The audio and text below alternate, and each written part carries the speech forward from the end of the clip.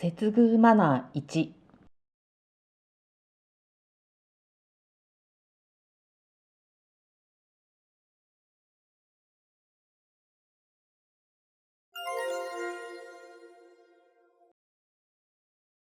ある事例。83歳になるお母様のことで、グループホーム入居を検討される娘様が、ある施設で相談をされた際のお話です。お母さんは、夫であるご主人を6年前に亡くしてから、一人暮らしをしていました。これまでは生活をするのにも何の問題もなかったのですが、2年ぐらい前から音楽が聞こえると言っては外出したり、近所まで歩いて行ってしまうことが増えてきました。そんなご本人の様子を見かねた地域の民生委員さんからの連絡で、遠方に住む娘さんが介護サポートをするようになりました。その後、病院に受診したところ、軽度の認知症との診断が出たこともあり、介護認定を受け、介護サービスを利用しながら、なんとか半年ほど日常生活を続けていましたが、ご本人も自分の体が思うようにならないことが増えたこともあってなのか、イライラを娘さんにぶつけるようになっていきました。そんな時に担当のケアマネさんからグループホームの見学を勧められました。娘さんとしては、もっと自宅で自分がサポートをすることができるのかもという引け目から、施設に相談することにも抵抗があったのですが、本人のイライラしている状態をどうしていいのかもわからず、ケアマネさんからの強い勧めもあって、とりあえず自分が先に見学をして相談してみることにしました。当日のことです。施設に到着して入り口にいた職員に、今日施設の見学をお願いしていた御嶽です、と声をかけました。スタッフは2名ほどいて、声をかけた職員は娘さんに目を向けましたが、返事もしないで、もう一人のスタッフに、今日見学入ってたっけと話しかけました。話しかけられた職員も、その奥にいる施設長に、施設長、お客さんみたいです、と大きな声をかけました。娘さんはその後に話された内容よりも、スタッフさんの対応がとても気になってしまって、グループホームにお願いするのはしばらく考えてみます、と話されていました。これは残念ながら実際にあったお話です。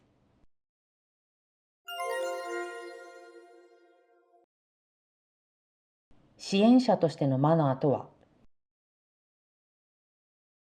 福祉サービスの支援者としてのマナーで気を配らなければいけない点はどのようなことなのでしょうか。もちろん一般的なマナーとしての作法を覚えることはとても大切なことですが、私たちは介護・福祉サービスの専門家、プロとして契約に基づいたサービス提供を行うことが求められます。まず前提として、介護・福祉サービスとしての基本を踏まえながら、サービスを必要とするご本人やご家族に対して接していくことが求められます。では、どのような点に気をつければいいのでしょうか。支援者に求められる3つのポイント。1、基本的なマナーを身につける。ご利用者が不快に感じたり、不安になったりするような行動、身だしなみは避けなければいけません。スタッフ同士が私語をしていたり、腕組みや足を組むなどの行為は、利用者やご家族に対して失礼な態度になります。2、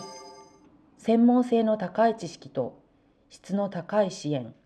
介護技術を身につける。一定の知識、技術がなければ良いケアはできません。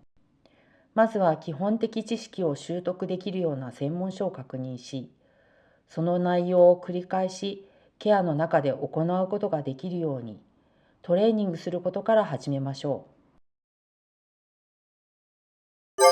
3、ご利用者やご家族、他の職員との信頼関係を築く。信頼とは積み重ねです。約束を守る、挨拶をきちんとする、話しかけられやすい表情、態度を心がけるなど、ご利用者への対応を一生懸命、丁寧に行うことが信頼につながります。そのためにはコミュニケーション能力やホスピタリティマインドが必要です。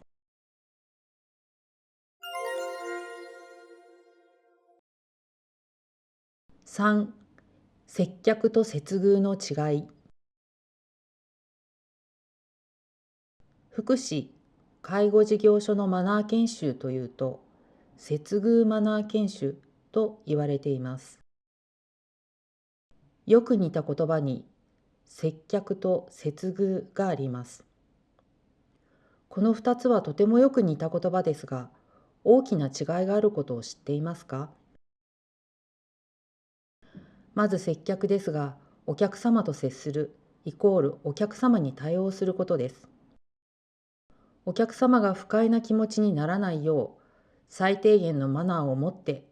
提供することが接客です。それに対して接遇とは、接客におもてなしを加えて、お客様の一人一人に合わせたサービスを提供することです。接遇の遇の字には、もてなすとの意味があり、より相手の要望を汲み取った形をサービスに込めるとの意味があります。その方がどんなサービスを必要としているのかを気にかけ、一人一人に合わせたサービスを提供することの意味が含まれています。福祉・介護サービスはサービス計画を作成し、それに従ってサービス提供をしています。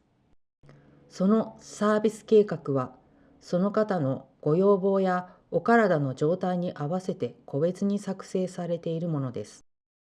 そういった意味も含めて、福祉・介護サービスを行う事業所では、接遇の言葉を使っています。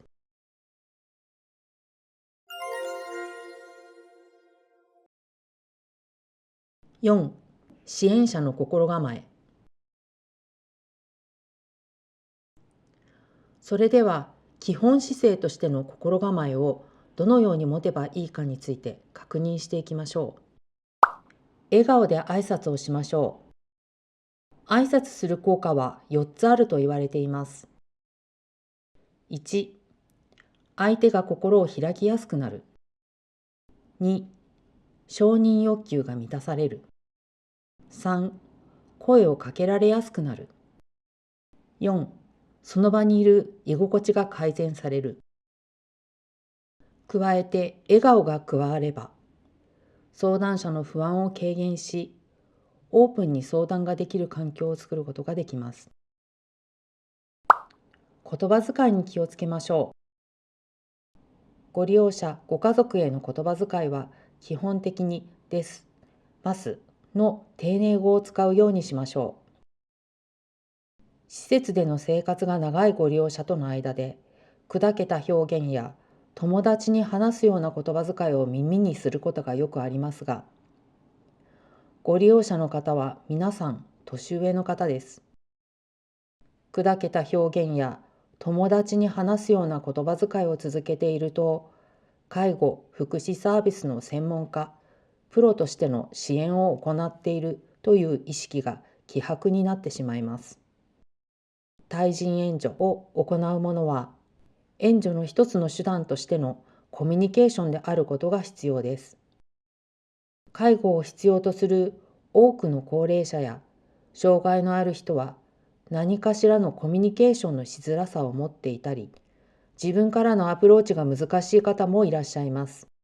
利用者の状況や状態をしっかり理解し、その方に合わせた関わり方が必要です。勤務に入っている時の言葉遣いは丁寧語に揃え、仕事としての姿勢を保つように心がけましょう。健康管理に留意しましょう。私たちの対応するご利用者の方は、抵抗力が弱いご利用者の方です。風邪やノロウイルス、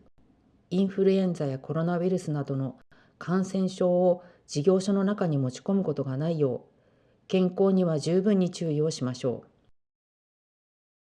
体調が悪い場合は無理をすることなく勤務を控えるなど、感染源となるウイルスをご利用者に移すことがないよう、手洗い、手指消毒やマスクを適時行うようにしましょう。施設や事業所は決められた職員をきちんと配置することで、初めて保険請求ができる仕組みになっています。1ヶ月の決められたシフトが守ることができるよう、健康管理も仕事の一部であるとの意識を持ちましょう。身だしなみを整えましょう。アルバート・メラビアンというアメリカの学者によると、人の第一印象は視覚的なもので 55% が判断されるというデータを出しています。その中でも身なりに関しては、視覚的な要素の中でも最も目に留まりやすく、その場の TPO に合わせた服装選びをしているかについては、一番初めに確認されてしまいます。TPO とは、タイム、プレイス、オケージョン。意味としては、時間と場所、場面に合わせたという意味です。この場合で言うと、福祉サービスを行うのにふさわしい身だしなみを整えるということになります。特に福祉・介護業界では、清潔感を感じられることは重要です。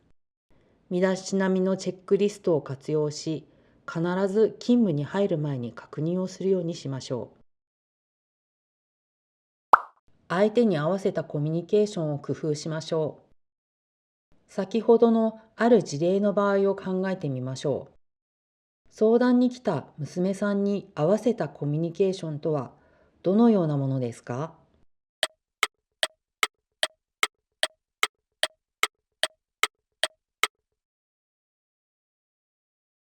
まず相談に来る人はどのような気持ちなのか想像してみましょう。多くの相談者は不安を抱えながら福祉サービスの窓口に訪れます。また、同じような内容の相談者であっても、サービス利用をすぐに利用したいという前向きな方もいれば、とりあえず相談してみてから考えたいという方もいるかもしれません。支援者はさまざまな相談者の心情に配慮しながら相談を受けることが求められます。まず利用者の表情や声のトーンからご相談内容を丁寧に聞き取ることから始めましょう。自分の気持ちを整えるように心がけましょう。相手の話をよく聞くことができるのは、相談を受ける側の気持ちが安定しているときに本当の意味で聞くことができます。例えば、イライラしているときに相手の話が耳に入らないように、相談を受ける準備、聞くことができるよう気持ちを整えるようにしましょう。相談や人を助ける仕事をする人の基本姿勢にバイスティックの7原則があります。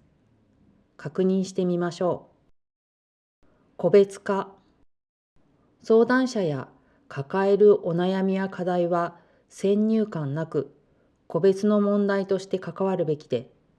同じ人や相談は存在しないと意識して関わらなければ、本当の意味で信頼関係は築けないと考えます。同じ病名だからといって同じ悩みであるとの決めつけはしないようにしましょう。意図的な感情表現。ご相談者や入居者の方に感情を自由に出してもらえるよう心がける。具体的には、話しやすい雰囲気づくりなどです。最後までしっかりと話を聞く姿勢や、座る位置や目線などに配慮し、相談者がリラックスして感情表現できるように配慮します。統制された情緒的関与。支援者が感情に飲み込まれることなく、感情をコントロールして関わる必要があるということです。相談者の共感してほしいというお気持ちに寄り添うことは大切なことですが、支援者である自分の立場を見失ってしまうほどの感情移入は、問題の本質を見失うことになってしまいます。感情に寄り添いながらも問題を解決するという目的を意識しましょう。受容、相談者の考え、感情をありのままを受け入れるということです。支援者の考えとは異なった考え方だったとしても、すぐに否定するのではなく、その考えや行動に至った背景を考えるようにしましょう。非審判的態度。相談者の考え方について、支援者が善悪の判断をしないということです。援助者はあくまでも相談内容が解決できるような関わりをすることが仕事です。相談者の気持ちに寄り添いながらも、客観的な状況判断が必要となります。自己決定。どのような選択をするかは、相談者やご利用者の方に決定権があります。支援者は相談意思決定ができる環境を整える、そういったサポートをすることも役割の一つです。秘密保持。相談者の個人情報などを外部に漏らしてはいけないということです。相談者の個人情報を守ることは信頼関係にもつながっていきます。この7つの項目は、相談者の要望を形にした原則です。すべてを守ることはとても大変なことですが、相談をする方はこのようなご要望を持っているということを意識しながら、支援者がかかることはとても大切なことです。